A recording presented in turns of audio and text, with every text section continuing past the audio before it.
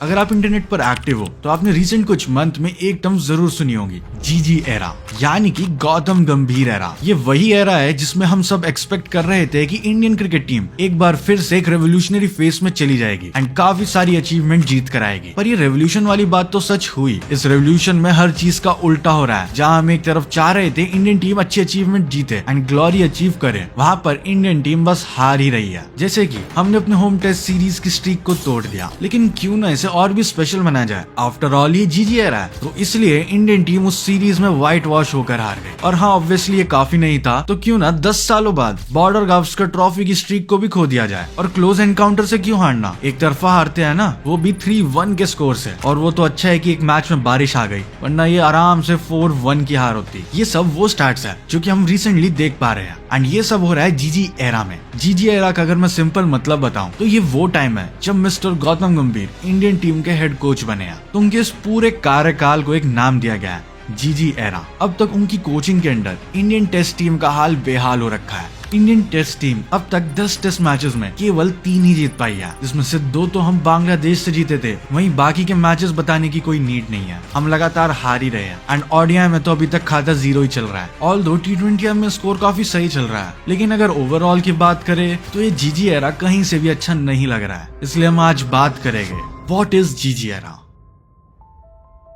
Well, let me clear this, ये video किसी भी प्लेयर या फिर पर्सन को डिफेम करने के लिए नहीं है। यहाँ पर मैं मोस्टली फैक्ट्स पर ही बात करूंगा एंड इसमें मेरे पर्सनल ओपिनियंस या फिर ऑब्जर्वेशन इन्वॉल्व हो सकते हैं। अगर कहीं से किसी को लगे कि मैं लिमिट क्रॉस कर रहा हूँ, ज्यादा ब्रूटल हो रहा हूँ, so I am sorry for that, but I am going to say what it's needed to be said.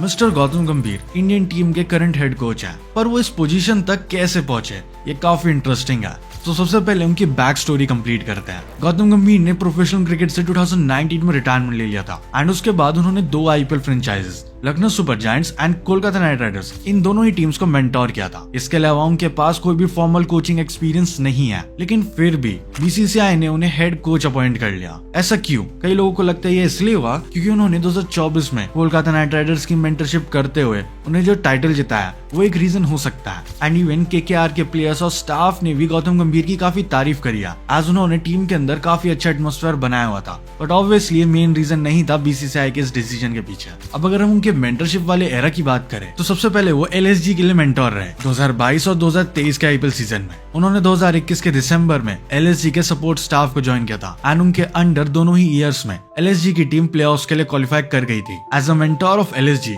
उनके अंडर एलएसजी की टीम 30 में से टोटल 17 मैचेस जीती, यानी कि 56% का विन रेट, जो कि ऑब्वियसली बैड नहीं है as compare to the current situation of Indian cricket team. But यहाँ पर मेन पॉइंट ये है जिसपे नॉर्मली लोग ध्यान नहीं देते कि गौतम गंभीर ने टीम को सिर्फ मेंटोर नहीं किया, उन्होंने उस टीम को स्क्रैच से बिल्ड भी किया। एलएसजी के ओनर मिस्टर गोयनका ने एक बार कहा था, गौतम गंभीर ने सब कुछ अकेले हैंडल किया, एज एलएसजी के पास ऑक्शन से पहले कोई भी रिसर्च टीम, स्काउट टीम या एनालिस्ट टीम नहीं थी। एंड इवन स्क्रैच से बिल्ड करने के बाद भी वो टीम को दोनों बार प्लेऑफ्स तक लेके गए। 2024 में गौतम गंभीर एलएसजी को छोड़कर कोलकाता नाइट राइडर्स की टीम को ज्वाइन करते हैं एज अ मेंटोर। इससे पहले उन्होंने 2011 से 2017 तक केकेआर की कैप्टनसी भी करी थी। एंड इवन 2012 और 2014 में गौतम गंभीर टीम के कैप्टन थे जब केकेआर ने अपने आईपीएल टाइटल जीते थे। तो ये उनके लिए एक बहुत बड़ी होमकमिंग भी थी। एज गौतम गंभीर की कैप्टनसी में केकेआर की टीम ने काफी अच्छा परफॉर्म किया था, तो सबको यही लग रहा था कि इस बार आईपीएल में भी वही जादू फिर से हो पाएगा। एंड जैसा एक्सपेक्टेड था वही हुआ। उनके अंडर केकेआर की टीम ने 15 में से 11 मैचेस जीते with an whopping 73% win rate. And Chepauk के ग्राउंड में एसआरएच को हराकर कोलकाता नाइट राइडर्स अपना 3rd टाइटल जीत जाती है और हर जगह गौतम गंभीर की तारीफ हो रही थी। But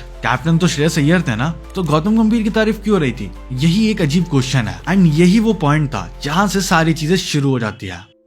as you all know, आजकल काफी मैचेस और लीग स्टार्ट हो गई है एंड मैं बहुत सारे क्रिकेट मैचेस देखता हूँ और सच बोलूं तो कभी कभी कुछ मैचेस काफी ज्यादा बोरिंग लगने लगते हैं। इसलिए मैं खुद के लिए नए चैलेंजेस क्रिएट करता रहता हूँ। और गेस करो इसमें मेरी क्या हेल्प करता है? परी मैच, जो कि है नंबर 1 प्लेटफॉर्म तुम्हारे फेवरेट स्पोर्ट्स पर प्रेडिक्शन करने के लिए। जैसे कि अभी recently SA20 league full hype में है एंड 21 जनवरी को है डर्बन सुपर जायंट्स और MI केप टाउन का मैच। और मैं यहाँ पर सिर्फ विनर चूज नहीं करने वाला हूँ, क्योंकि ये तो काफी बोरिंग हो गया यार। बिकॉज परी मैच पर तुम अलग अलग इंटरेस्टिंग ऑप्शन चूज कर सकते सकते हो जो क्रिकेट देखने को और ज्यादा इंटरेस्टिंग बनाते हैं। जैसे कि यहाँ पर मैं चूज करता हूँ कि क्विंटन डिकॉक 21 से ज्यादा रन मारेगी या नहीं, और यहाँ पर मैंने प्रेडिक्शन कर दी। मैं यहाँ पर सिंपली एक इवेंट चूज करता हूँ, प्रेडिक्शन करता हूँ, और सबसे बोरिंग मैच भी सडनली थ्रिलिंग बन जाता है। देखो ये ऐप यूज करने में काफी आसान है, फीचर्स से पैक्ड है और परफेक्ट है किसी भी स्पोर्ट्स के लिए, फिर चाहे वो फुटबॉल हो, क्रिकेट हो, टेनिस हो या फिर कोई और। पर ये मैच मेरा तो फेवरेट है क्योंकि यहाँ पर तुम सिर्फ 200 रुपए से स्टार्ट कर सकते हो और 1 क्लिक रजिस्ट्रेशन के साथ तुरंत खेलना शुरू कर सकते हो। पर ये मैच हर नए यूजर को ऐसे T20 के लिए जबरदस्त वेलकम बोनस देता है, 150% बोनस अप टू 20,000। तो वेट किसका है, लिंक पिन कमेंट में मिल जाएगा। अभी जाकर 1 क्लिक रजिस्ट्रेशन करो परी मैच पर और खेलना स्टार्ट करो। मई के एंड में IPL खत्म होता है एंड जून में था T20 world cup. Mister Rahul Dravid का कोचिंग टेन्योर खत्म हो रहा था एंड BCCI को नीड थी एक नए हेड कोच की एंड वो नहीं चाहते थे कि कोई non Indian person Indian team को कोच करे। राहुल द्रविड़ के बाद ऑप्शन थे VVS लक्ष्मण,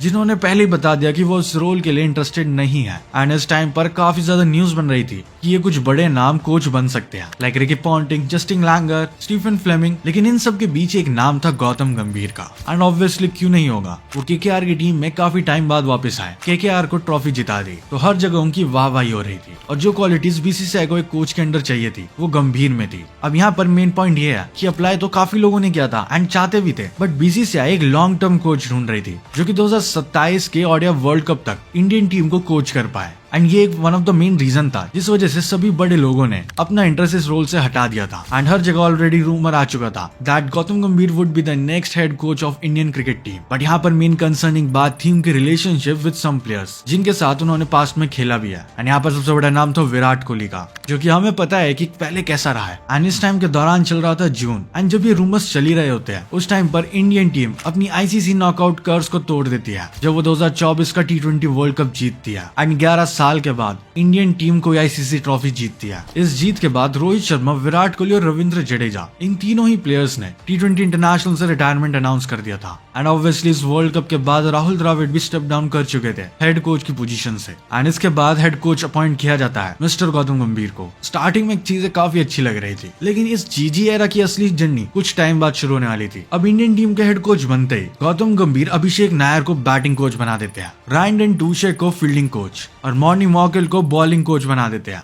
जो कि उस टाइम पर बताया जा रहा था कि उनका ये डिसीजन BCCI के अगेंस्ट आया एज BCCI दूसरे प्लेयर्स को चाहता था इन पोजीशंस के लिए, बट यहाँ पर गौतम गंभीर ने अपनी चलाई जो कि काफी फेयर भी है। अब गौतम गंभीर के अंडर इंडियन टीम सबसे पहले श्रीलंका का टूर करती है जिसमें सबसे पहले थी T20I सीरीज जो कि इंडियन टीम 3-0 से जीत भी जाती है एंड इसी मोमेंट से GG एरा वाली टर्म पूरी वायरल हो चुकी थी। गौतम गंभीर जो कि हेड कोच थे उनके अराउंड इतना ज्यादा क्लाउड आ चुका था जो कि काफी अनएक्सपेक्टेड था। लाइक कभी आपने देखा है एक कोच के अराउंड इतनी ज्यादा hype and we all know ये पक्का PR ही था, चाहे वो गौतम गंभीर ने कराया हो या फिर उनके फैंस ने कराया हो, क्योंकि इसमें में चीजें नहीं चलती है। एंड इसके बाद हम श्रीलंका के अगेंस्ट ODI सीरीज हार जाते हैं, वो भी 2-0 से। देन इसके बाद इंडियन टीम बांग्लादेश को T20I सीरीज में हरा देती है एंड फिर टेस्ट सीरीज भी 2-0 से हरा देती है एंड इवन इसी T20I सीरीज में इंडियन टीम 2 बार 200+ स्कोर बनाती है, जिसमें से उन्होंने सेकंड T20I में 221 का स्कोर बनाया and then third T20I match में 297 का स्कोर, जो कि काफी अनबिलीवेबल है।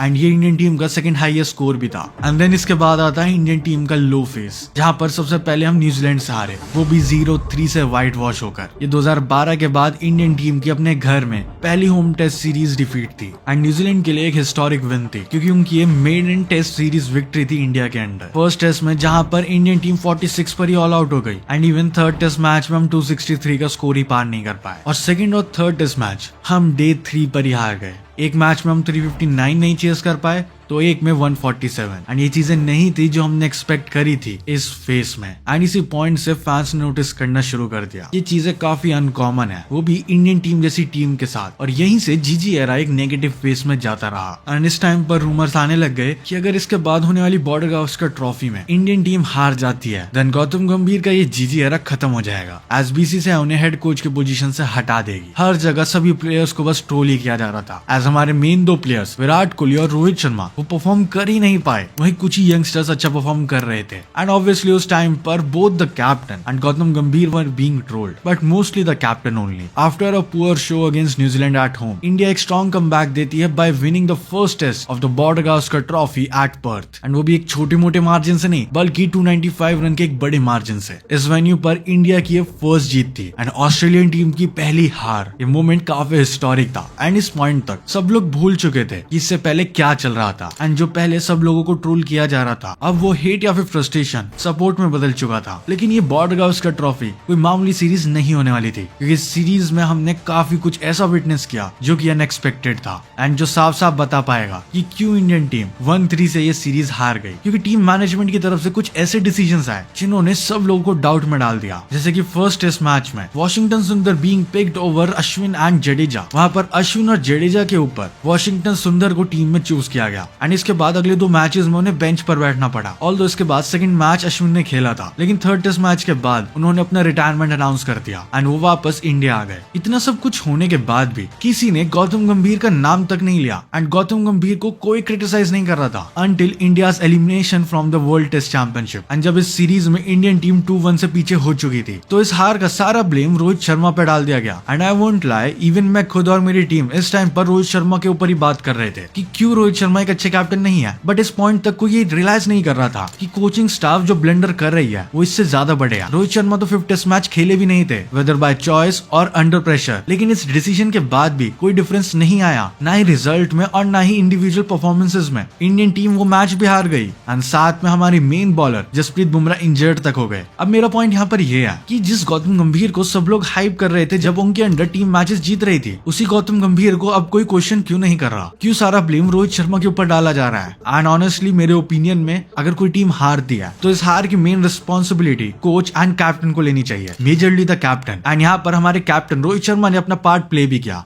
आज जब उनके ऊपर क्वेश्चंस उठने लग गए तो वो 5 टेस्ट मैच खेले ही नहीं, लेकिन फिर भी रिजल्ट में कोई चेंज नहीं आया एंड अब भी उनके रिटायरमेंट की बातें हो रही है, लेकिन कोई भी गौतम गंभीर के ऊपर बात करना ही नहीं चाह रहा है। जहाँ पर बीजीटी से पहले ये रूमर्स आ रहे थे कि अगर इंडिया हार गई तो गौतम गंभीर को हटा दिया जाएगा, अब वो चीजें यहाँ पर क्यों डिस्कस नहीं हो रही है। ऑब्वियसली आई एक्सेप्ट कि यहाँ पर उनका कॉन्ट्रैक्ट भी है, बट स्टिल यही मेन प्लेयर्स पहले भी खेल रहे थे, यही ग्राउंड्स थे, यही टीम्स थी, फिर भी इंडियन टीम ऐसा क्यों हार रही है। जब मैचेस जीते सब गौतम गंभीर की तारीफ करते हैं, जब मैचेस हारे तो कैप्टन की बुराई करते हैं, ये चल क्या रहा है। अब यहाँ पर आप लोग ये भी क्वेश्चन करोगे क्यों हमने जिम्बाब्वे वाली सीरीज या फिर साउथ अफ्रीका वाली सीरीज यहाँ पर इंक्लूड नहीं करी है। प्रोबेबली आप लोगों में से कुछ लोगों को ही पता होगा कि उन 2 सीरीज में गौतम गंभीर कोच नहीं थे, उन दोनों सीरीज में एनसीए के head mister VVS Laxman coach का रोल प्ले कर रहे थे। सो अगर हम इस सो कॉल्ड जीजी एरा की बात करें तो उनके अंडर इंडियन टीम ने टोटल 19 मैचेस खेले हैं, जिसमें से केवल हम 9 जीते हैं और 2 मैचेस ड्रॉ या फिर टाई में एंड अप हुए। हम अब तक एक भी ओडीआई नहीं जीते हैं, 2 ओडीआईज हारे थे और एक टाई हुआ था। वहीं टी20 में हम 6 के 6 जीते हैं, जो कि इस जीजी एरा की इकलौती अच्छी चीज है। एंड 10 टेस्ट मैचेस में से हम केवल 3 मैचेस जीते हैं, जिसमें से 2 तो हमारे घर में थी, वो भी against mighty Bangladesh.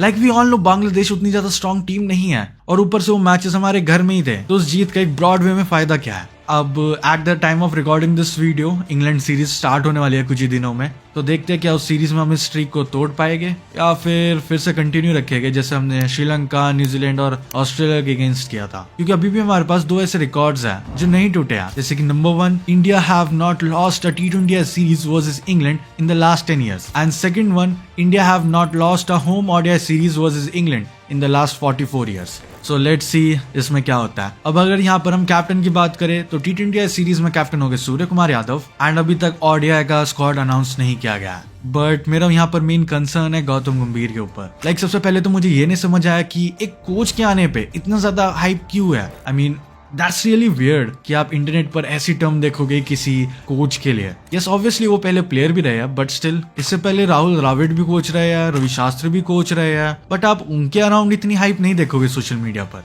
And even VVS Laxman जिनके स्टैट्स काफी ज्यादा better as compare to mister Gautam Gambhir, but still that's the main thing कि इतना ज्यादा हाइप क्यों है। या तो यहाँ पर सही में पीआर वगैरह हो रहा है, जिस चीज को पहले गौतम गंभीर ट्रोल करते थे, ही यूज्ड टू से MS धोनी PR कराते हैं, ये वो अब शायद वो उसी वेपन को यूज कर रहा है। No hate to him at all, but this is all criticism. Well ये कोई न्यू टॉपिक नहीं है जब इंडियन टीम में ऐसे कोच आए हो जिसकी वजह से इंडियन टीम काफी नेगेटिव फेस में जा रही हो। इससे पहले मिस्टर ग्रेग चैपल भी आए थे जिन्होंने इंडियन टीम को कोच किया था इन दी 2000s। हमने ग्रेग चैपल के ऊपर एक वीडियो बना रखा है, अगर आपको वीडियो देखना है आप आई बटन पर क्लिक कर सकते हो। अब मैंने उस वीडियो को यहाँ पर रेफरेंस इसलिए दिया है क्योंकि जब मैंने वो वीडियो डाला था उस टाइम पर गौतम गंभीर के कोच बनने की न्यूज आ चुकी थी। एंड सरप्राइजिंगली उस वीडियो के कमेंट सेक्शन में ऐसी चीजें थी जिसको मैंने पहले तो इग्नोर किया, बट वो सही में सेंस बना रही है। Like one of the top comment is GG era either will be the best era for Indian cricket और it will be Greg Chappell era part 2। And ये एक कमेंट नहीं है, ऐसे बहुत भर के कमेंट्स आया। एंड अब मुझे समझ आ रहा है कि ऐसा क्यों हो रहा है, क्योंकि हमें साफ साफ पता चल रहा है टीम में कॉन्फ्लिक्ट्स जरूर चल रहे हैं एंड टीम हार रही है। लाइक ये सारी चीजें जीजी एरा का सेकंड रूप ले पा रही है। आई नो कुछ चीजों पर शायद लोग अग्री ना करे, but still my main point is, and कुछ लोग कहेंगे कि मैं क्यों ट्रोल कर रहा हूँ ये वो, बट मेन थिंग इज ये जीजी एरा जब बना है तो इस पर बात होनी चाहिए। लाइक अगर हम इंडिविजुअल प्लेयर्स को ट्रोल करते हैं एंड अगर हम कैप्टन्स को ट्रोल करते हैं तो यहाँ पर कोच की बात क्यों नहीं हो रही है? जिनके अराउंड इतनी हाइप है तो वे भी डिजर्व करते हैं सब। अगर हम सही को सही नहीं कहेंगे, गलत को गलत नहीं कहेंगे तो आगे कैसे बढ़ेंगे? आई नो काफी ज्यादा हार्श हो गया, बट यहाँ पर मैं वो चीजें कह रहा हूँ जिस पर हमें बात करनी चाहिए कि इंडियन टीम हार क्यों रही है। Well that's it for this video. Well हम ऑलरेडी इस वीडियो के सेकंड पार्ट पे वर्क कर रहे हैं, that is why Indian team is losing so badly in test cricket. अगर आप चाहते हो कि हम वो पार्ट जल्द से जल्द इसी मंथ के अंदर डाल दे, then comment down why India losing and we'll try our best to post this video as soon as possible. And मुझे इंस्टाग्राम पर फॉलो करना मत भूलना। Thanks for watching.